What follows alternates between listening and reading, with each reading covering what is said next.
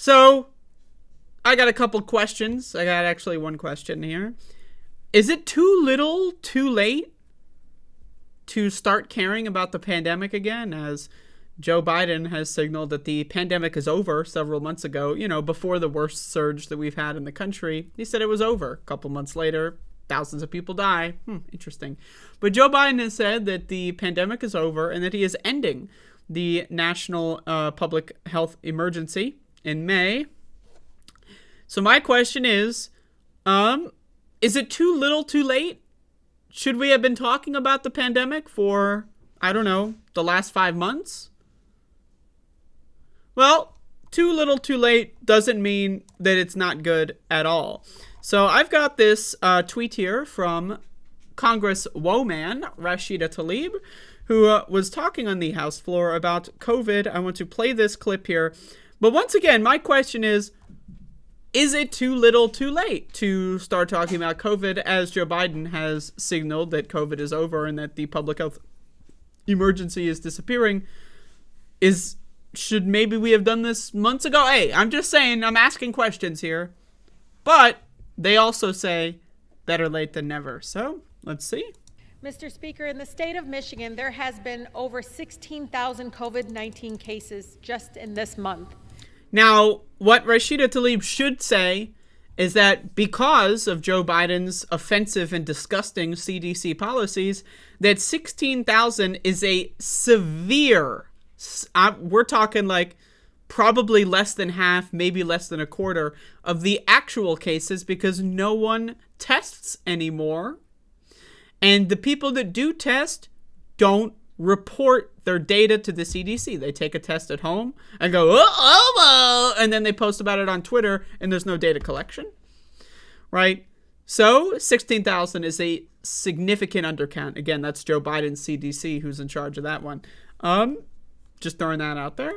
Nearly 200 people have died. Death and illness and viruses should not be politicized. In both our Wayne and Oakland counties, we are still seeing nearly 3,000 cases per week. Once again, severe undercount. Severe undercount. There's a lot of charts that you can find online comparing wastewater data to reported cases. Now, wastewater data is, of course, they analyze shit in the sewer systems. It's a little, you can't really analyze it in real time. You have to wait a couple weeks to get, so whatever the wastewater data is usually like around a week old minimum.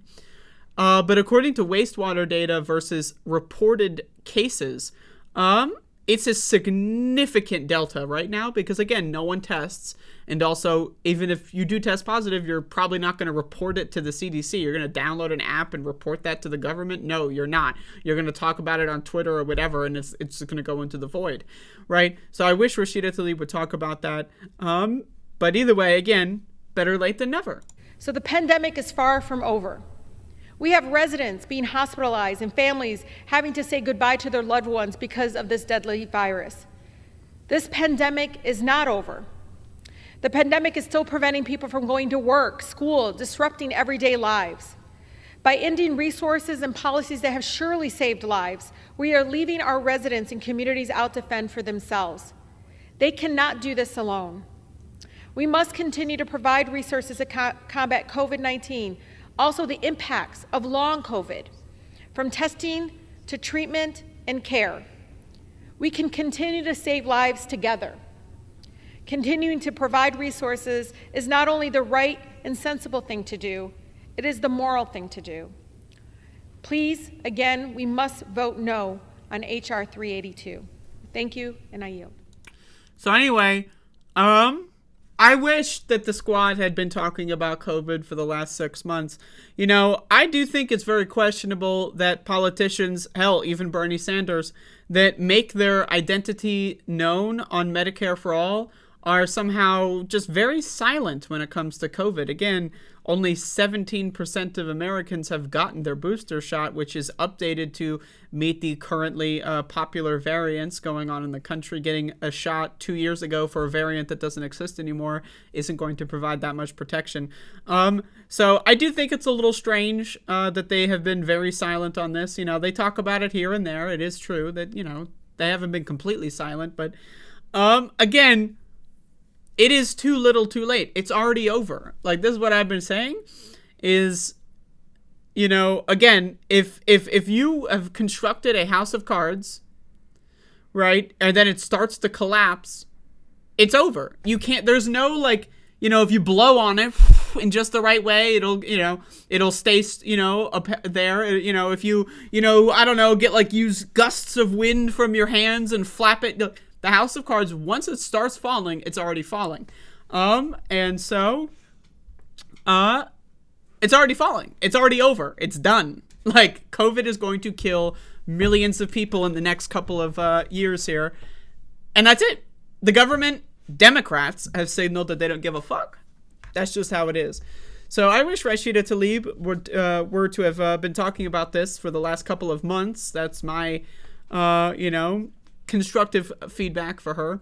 But and I also wish that she would have talked more about long COVID, and as well as the fact that the case numbers are a significant undercount. But again, I think it's good to signal and boost when people in government are acknowledging the facts of COVID. That's important. It's important to know that these people are aware of this. Everyone in the House is going to hear these words. Joe Biden knows these things. And they're just going to say, we don't care. And really, again, it boils down to the fact that Americans fundamentally, and I say this, and I know this may be, you know, I don't know, it might be extreme, I'm not sure, but I'm going to say it anyway. Americans, broadly, deserve it. Americans deserve to die from a plague. Let's be honest. This country is garbage. We elected shitty fucking goddamn politicians, and we have been for decades. Let's be real. Does every single American deserve to die? No, of course not. But the American electorate, on average, absolutely. Absolutely, we deserve this fucking shit. We deserve it. We do. America deserved 9/11, and America certainly deserves COVID-19 because this country is a train wreck. The people that live here are selfish, narcissistic morons, and they voted for leaders, so-called, that pointed the gun directly at them and pulled the trigger. So it's too late. It's too late for America. It's already over. So I say that I'm glad that some politicians are talking about it. I wish they would have been for the last couple of months. But hey, whatever. There you go.